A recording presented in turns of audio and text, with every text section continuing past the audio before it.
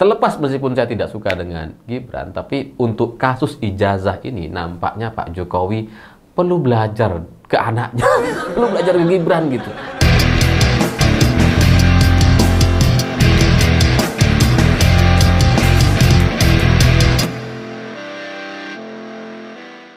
Selamat malam semuanya. Cara Pak Jokowi merespon terkait tudingan ijazah palsu atau menanggapi aksi demonstrasi yang terjadi di rumahnya kemarin itu justru semakin mengkonfirmasi analisa dan apa yang pernah saya sampaikan di video saya sebelumnya, bahwa Pak Jokowi ini ya kejam.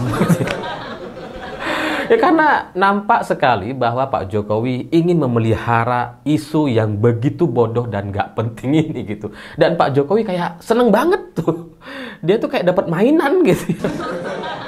Padahal sebenarnya isu soal tudingan ijazah palsu ini bisa diselesaikan begitu saja gitu. Bisa cepat diakhiri. Tapi Pak Jokowi kayak nggak mau. Dia kayak dapat mainan baru, ya udah terus dimainin terus. Makanya saya curiga bahwa isu ijazah palsu ini sengaja dimainkan, sengaja dituduhkan gitu ya, didukung untuk tetap ada, itu karena untuk menutupi masalah-masalah yang memang real terjadi di negara kita. Seperti misalkan puluhan ribu PHK yang terjadi di bulan suci Ramadan kemarin, dan daya beli masyarakat yang turun dan mengakibatkan jumlah pemudik untuk pertama kalinya dalam sepanjang sejarah Indonesia itu menurun. Padahal ini adalah isu-isu yang jauh lebih penting untuk kita bahas dan bicarakan. Tapi kita hari ini disibukkan untuk membahas soal ijazah. Jadi ijazah Pak Jokowi ini, isu ini itu jadi kayak balsem lah gitu ya. Tidak menyembuhkan, tapi cukup untuk meringankan dan melupakan sejenak masalah-masalah yang ada di negara kita. Dan omong kosong ketika pembela-pembela Pak Jokowi yang masih ada di Facebook atau di beberapa platform sosial media hari ini yang membela dan mengatakan bahwa ijazah itu rahasia. Omong kosong lah, ijazah itu tidak pernah rahasia gitu kan. Ya, ijazah itu bukan ATM gitu yang ada nomornya, ada CCTV-nya gitu ya, bisa digunakan untuk belanja barang misalkan.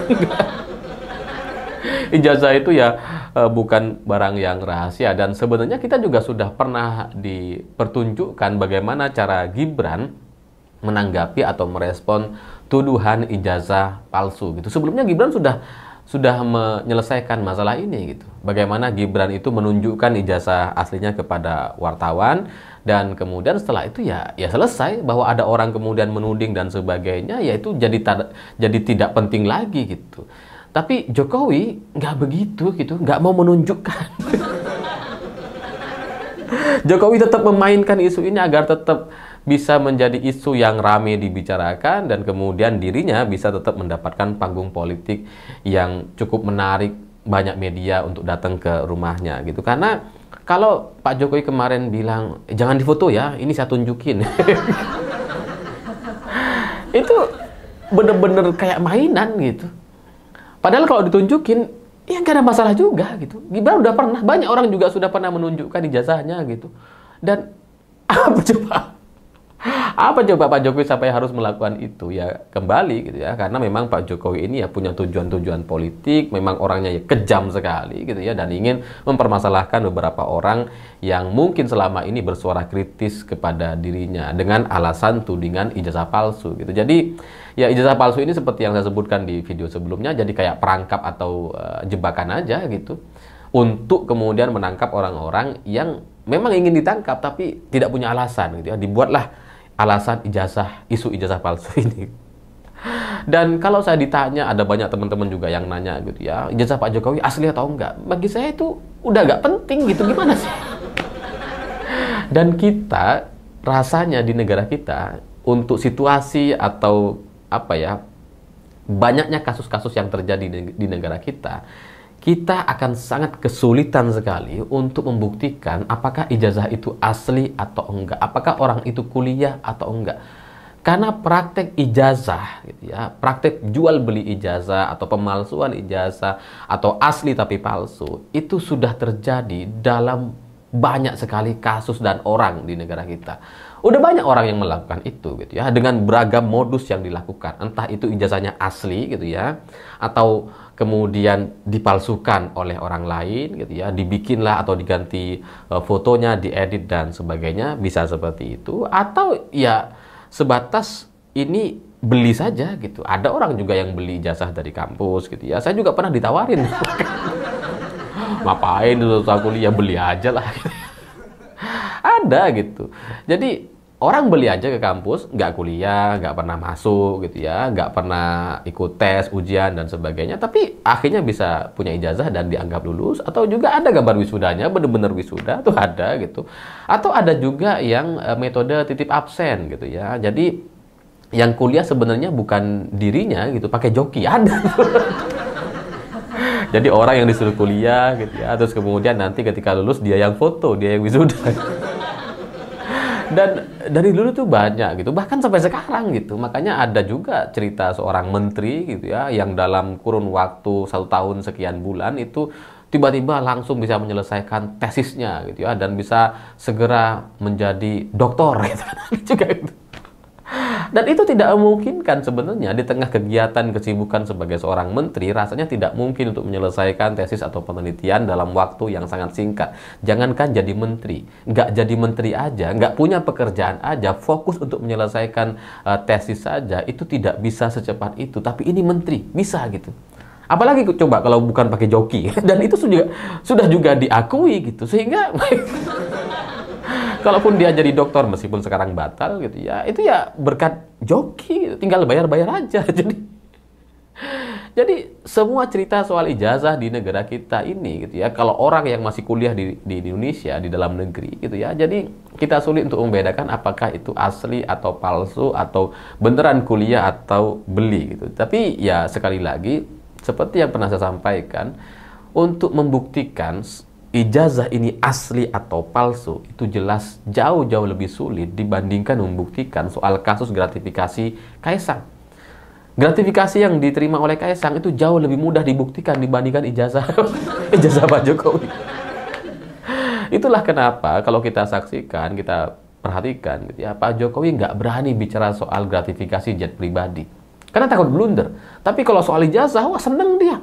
Ada orang demo dia maju gitu ya, ada wartawan dia tunjukin. Seneng dia.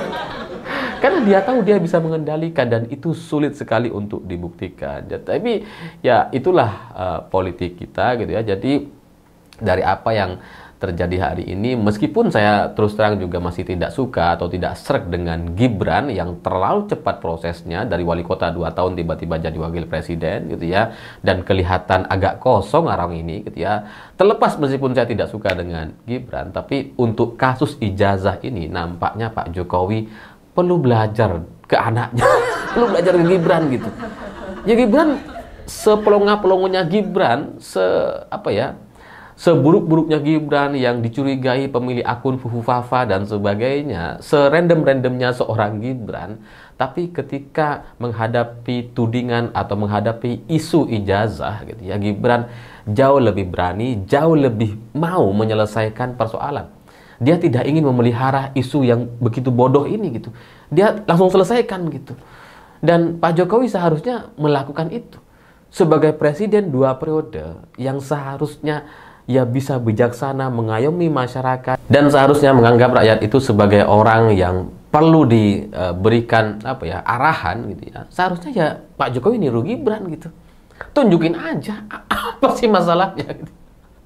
Ijazah itu bukan sesuatu yang kemudian bisa kita jaminkan atau kita gadaikan, nggak ada.